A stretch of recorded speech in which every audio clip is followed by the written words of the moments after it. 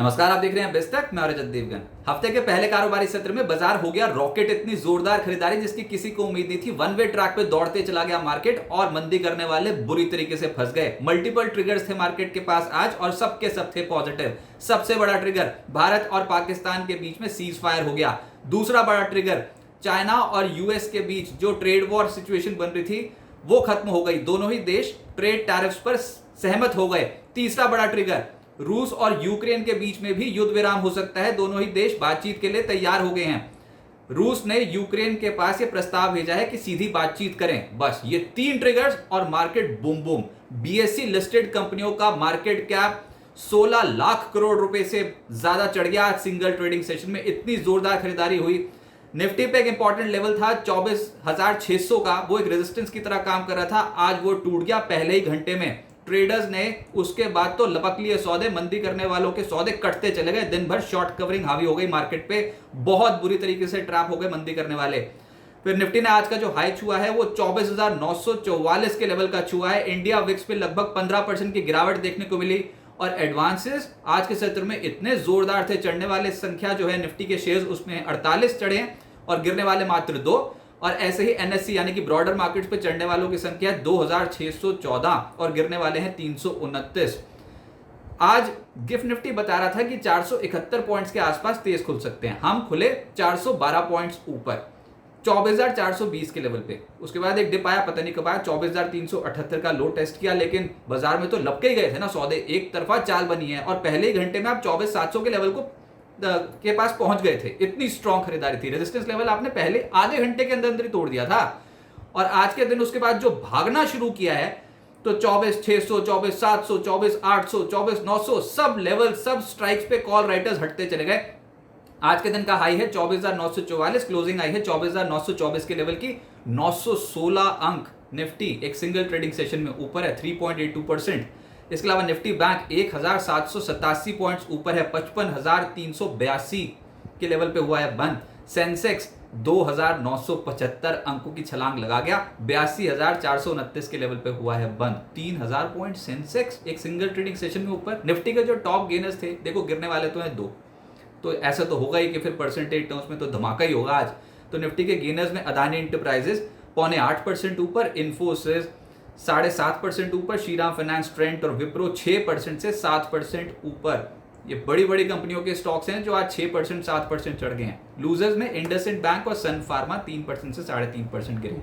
F&O gainers में HFCL 10.5% चढ़ गया, हिंद कॉपर 9.5% ऊपर, बिरला सॉफ्ट, एस्कॉर्ट्स, ओएफएसएस 9% ज्यादा चढ़े और सूची तो बहुत लंबी है। गिरने वालों में इंडसइंड बैंक, सन फार्मा, सोलर इंडस्ट्रीज, डिविस लैब्स और एचएल आपको दिखाई देंगे। मिड कैप गेनर्स की तो सूची बहुत लंबी है। आज ब्रॉडर मार्केट्स में खरीदारी हो गई तो क्योंकि बाजार में ही ब्रेकआउट आ गया। तो फिर बिरला कॉप 20% का upper circuit lock, Bajaj electricals 15% ऊपर, सिरमा एसजीएस 13.5% चढ़ा है, सेरा सैनिटरी, थॉमस कुक 12.5% से 13.5% चढ़ गए। टाइम टेक्नो, जेबीएम ऑटो 11% से ज्यादा चढ़ गए। रेलवे स्टॉक्स में खरीदारी थी। आरबीएनएल, टेक्समैको रेल जैसी कंपनियों के स्टॉक्स दौड़े हैं। इसके अलावा रिलायंस पारा 10.5% चढ़ गया। मिड कैप लूजर्स में केपीआर मिल पिछले कुछ दिनों से चढ़ रहा था, आज प्रॉफिट बुकिंग आई तो 10.5% नीचे। नतीजे भी कुछ ज्यादा एक्साइटिंग नहीं थे।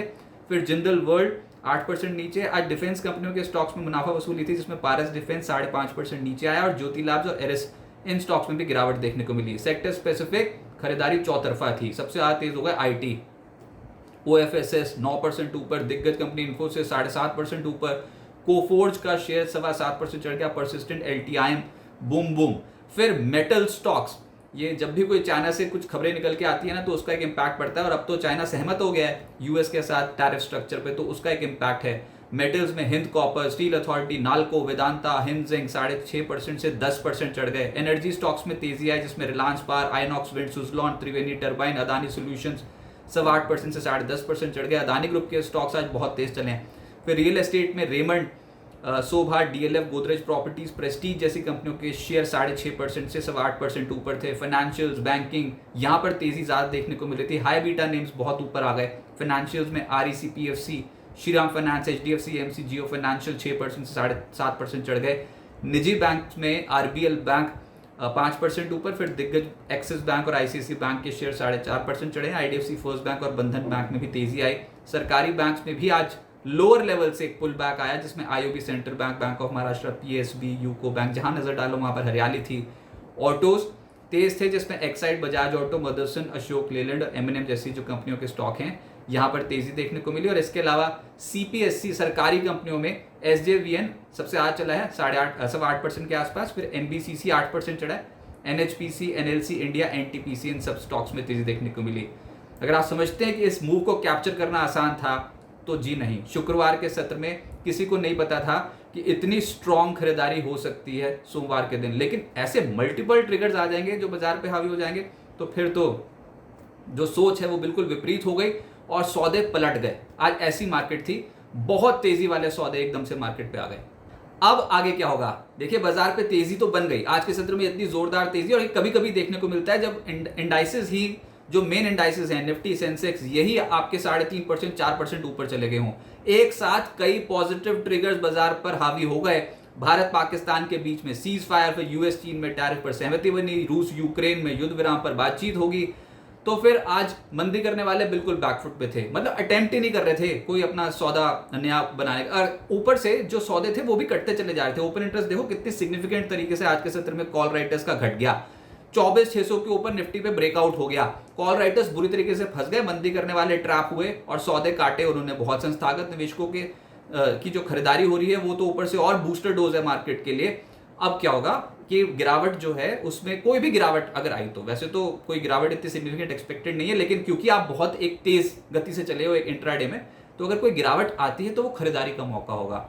और अभी के लिए जिस लेवल को आपने पार कर लिया है 24,600 24,700 का जो लेवल है, यही आपका सपोर्ट की तरह एक्ट करेगा। हायर साइड पे देखते हैं आप, ये 25,000 का स्तर तो नाम मात्र का स्तर है, जो असली लेवल है वो है 25,180 और 25,300 का जोन। ये थोड़ी सी प्रॉफिट बुकिंग का जोन बन सकता है। आप ये ध्यान में रखिएगा कि आप 900 पॉइंट्स एक सिंगल ट्रेडिंग सेशन में गए हो, जो आप 2 महीने लगाते अगर आपका मार्केट हेल्दी होता। तो ये तो एक सहम सा गया था मार्केट, एकदम से जियोपॉलिटिकल टेंशन हावी थी, तो आप फंसे फंसे महसूस कर रहे थे पिछले 15 दिनों में, तो आज फटे तो बहुत बुरी तरीके से ऊपर चले गए। तो 900 पॉइंट्स एक सिंगल ट्रेडिंग सेशन में ऊपर जाना निफ्टी पे कोई छोटी बात है नहीं।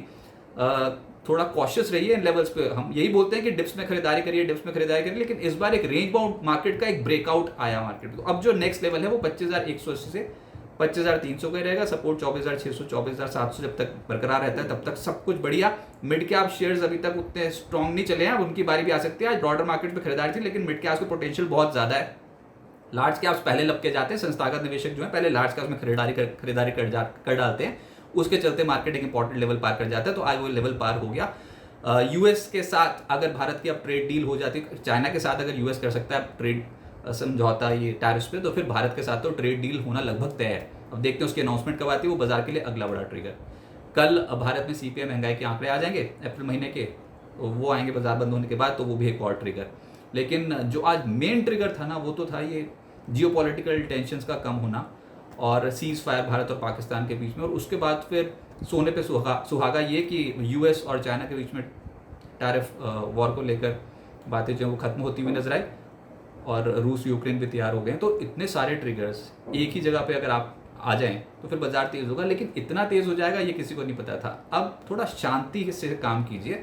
मार्केट वही है जो आप शुक्रवार को छोड़ के गए थे, वो तो एकदम से इंस्टीट्यूशनल एक्टिविटी आज बाजार पे बहुत ज़्यादा हावी हो गई। ये भी समझ में आ गया कि टाइम करना बहुत ज़्यादा मुश्किल है मार्केट को, तो ऐसे रोज रोज देखने से बढ़िया बार बार यही कहा गया था नियमित निवेश कीजिए। ये फंडामेंटल रीजंस की वजह से गिरावट नहीं आ रही है, ये जियोपॉलिटिकल टेंशंस की वजह से आ रही है। जिस दिन ये टेंशंस कम होंगी बाजार तेज हो जाएगा, हो गया। इतना तेज हो जाएगा ये हमें भी नहीं पता था, लेकिन अब इन लेवल्स पे थोड़ा सा कॉशियस, हायर साइड पे थोड़ी प्रॉफिट बुकिंग जब होगी तो उसके बाद अपनी पोजीशंस को दोबारा से रीबिल्ड कर सकते हैं। लेकिन गजब कर गया मार्केट, वन वे ट्रैक पे भागा है आज के सत्र में और सबको चौंका गया।